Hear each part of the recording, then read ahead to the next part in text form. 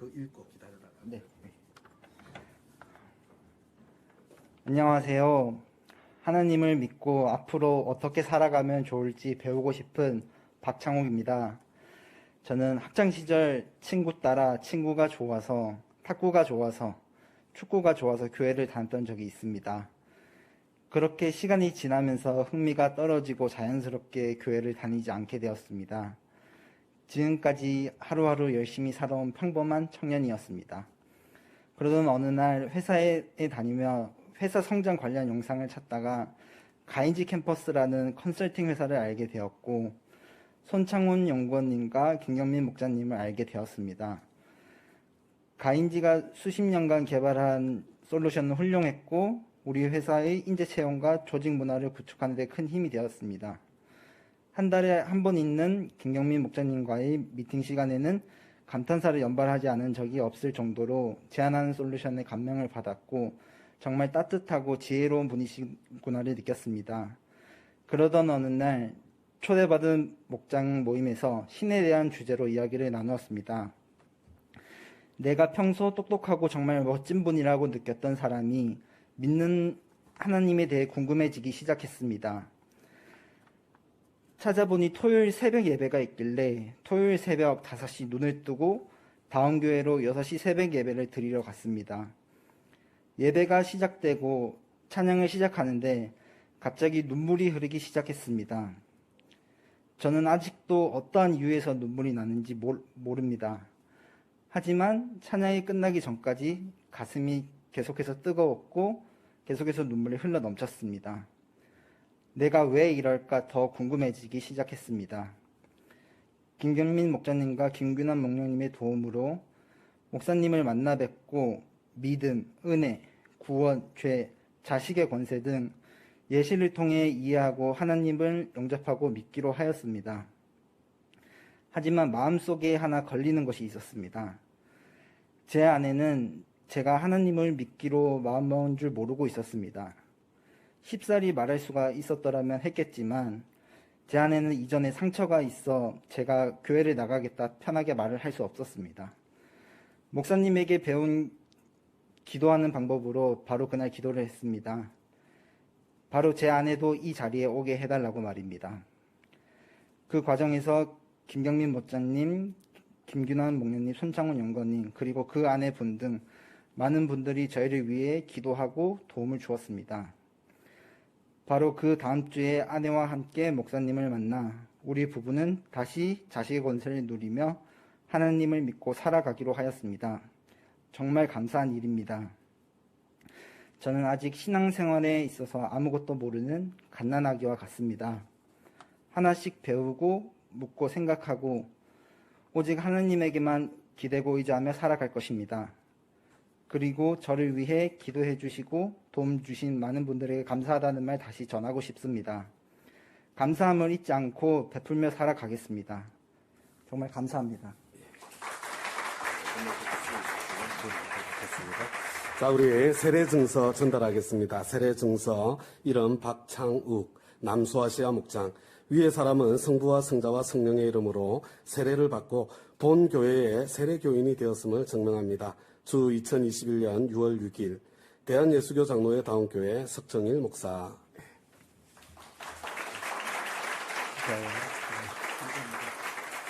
네, 우리 내려가시고요. 예, 우리 김수빈 자매님 이어서 소감 발표하시겠습니다.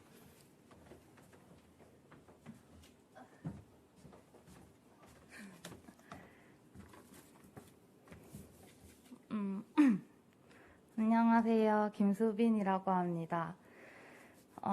남편과 함께 세례를 받는 이 자리에서 제가 뭘 말해야 할까 했는데 제가 어쩌다 여기에 서 있는지를 말씀드리는 게 좋을 것 같아요. 저는 사실 목사님이 4명이나 있는 집안에 태어나 명절과 조상의 기일에는 차례나 제사가 아닌 가정예배를 드리며 자랐습니다.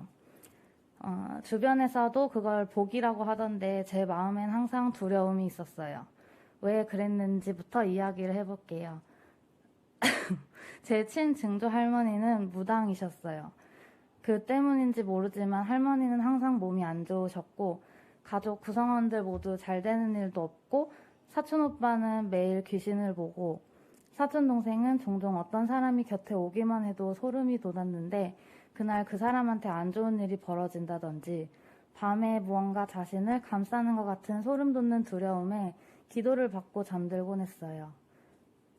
귀신을 자주 보는 저희 사촌 오빠는 얼마나 익숙한지 로또 번호 물어보려고 볼 때마다 말을 걸었다고 해서 어른들한테 혼났던 기억도 나요. 영화나 남양 특집에서만 나올 것 같죠? 세상엔 진짜 이런 것도 있답니다. 우상과 귀신을 섬겼던 조상들의 죄다. 우리 아랫세대들이 그 죄를 믿음으로 속죄해야 한다라고 집안 어른들이 항상 말씀하셨어요. 이 와중에 웃겼던 건 가족 중 몇몇이 뭔가를 느끼고 귀신을 보고 예민한데 그 중에 제가 제일 둔해서 잘 못 느꼈다는 거예요. 그치만 저와 나이 차이가 많이 났던 제 동생이 아팠어요.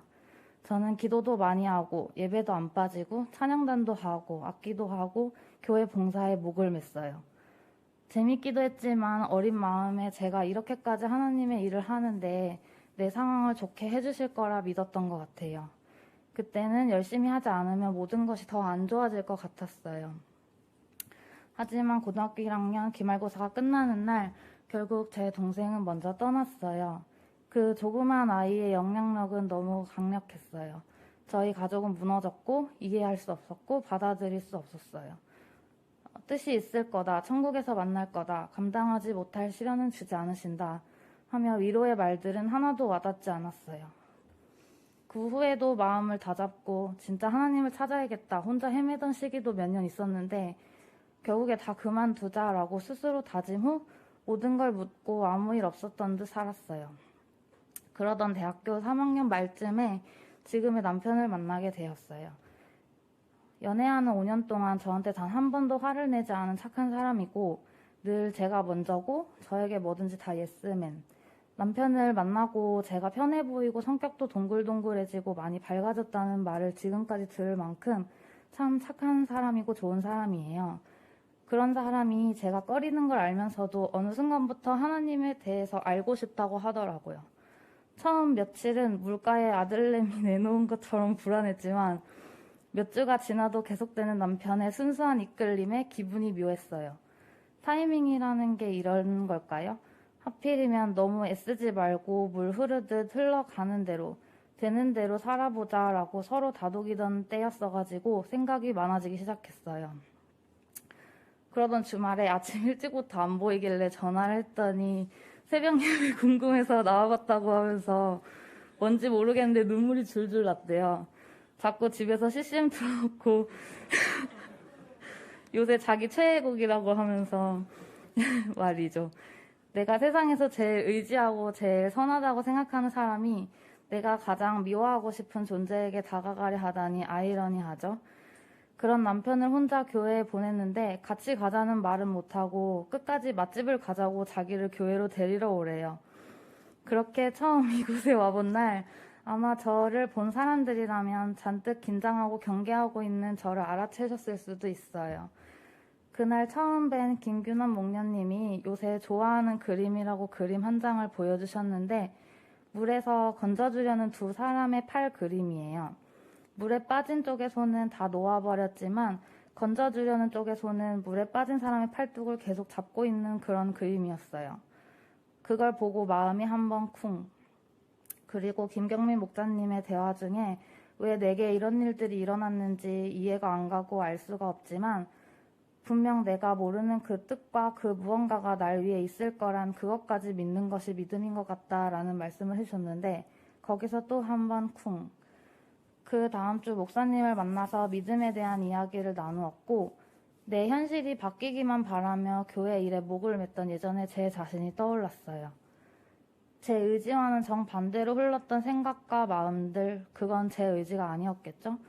다 그만두고자 다 버렸던 순간도 피해 다녔던 지금까지도 제 팔을 계속 붙들고 있던 제가 미워하고자 했던 바로 그 존재일 거란 생각이 들었어요.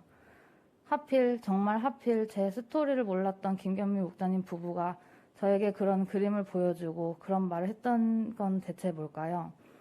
타이밍이라는 게 각각 다 다르고 누가 먼저냐 누가 나중이냐는 중요하지 않다고 하잖아요. 곱씹을수록 하필 이 타이밍에 남편을 통해 내가 결국 다시 오게 됐네. 어쩌면 지금이 나를 위한 타이밍일까라는 생각이 들었습니다. 그러곤 그 흐름에 흘러 같이 가보자라고 점점 생각이 바뀌었어요. 그렇게 이곳에서 처음 예배를 드린 날 몇 년 만에 기도가 너무 어색한 거예요. 눈을 감고 하나님까지는 마음속으로 불렀는데 뭐라 할지 몰라서 안녕하세요라고 해버렸어요. 그리고 건방진 걸 수 있지만 자녀의 권세라 생각하며 그냥 솔직하게 속으로 얘기했어요. 아직도 이해할 수 없고 난 전혀 나아지지 않았지만 그 모든 일이 있기 때문에 내게 있을 유익함이 무엇이고 이해되지 않지만 뜻이 있고 나를 위한 무언가가 있는 거라면 믿어드릴 테니 깨닫게 해달라, 보여달라고요. 그리고 동생을 만날 수 있는 천국에 대한 소망도 내 마음도 천국이었으면 좋겠다는 이야기도요. 그렇게 저는 오늘 세례를 받는 이 자리에 오게 되었어요. 기적이 있던 게 아니에요. 그렇다고 갑자기 믿음과 사랑이 마구 샘솟는 것도 아니고요. 제 현실은 아무것도 바뀐 게 없어요. 오히려 엄마도 아프시고 이래저래 더 복잡한 일투성이에요. 하지만 그 안에서 이번엔 좌절이 아니라 감사함과 천국을 찾게 해달라고, 그리고 어쩌면 나의 타이밍에 나타나느라 이제서야 하나님이 궁금해졌을지도 모르는 남편의 순수한 믿음을 지켜달라고도 기도해볼 생각이에요. 저희 가정예배 때 온 가족이 항상 불렀던 찬송가가 있어요. 사철의 봄바람이라는 찬송가인데요. 사철의 봄바람 불어있고 하나님 아버지 모셨으니 믿음의 반석도 든든하다. 우리 집 즐거운 동산이라. 고마워라 임마누엘, 예수만 섬기는 우리 집. 고마워라 임마누엘, 복되고 즐거운 하루하루. 아기 때부터 줄줄 외우고 애인데 흥얼거릴 정도로 부르곤 했는데 이제 보니 제가 기도할 것들이 이 안에 다 있는 것 같아요. 저는 이제 하나님이 주신 제게 딱 맞는 지금이 제 타이밍이겠죠? 죽어가던 마음에 겨우 도단한 이 새싹을 잘 키우고 잘 가꾸며 복된 부부, 복된 가정을 하나님의 울타리 안에서 배우며 살아보겠습니다. 긴 얘기 들어주셔서 감사해요.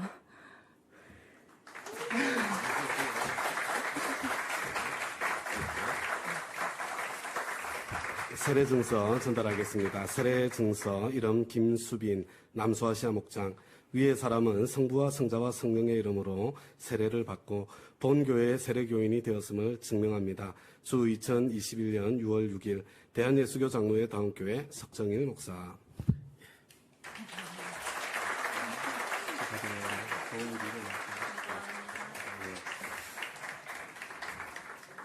예. 자, 이제 자리로 들어가시면 되겠습니다. 예. 예. 감사합니다.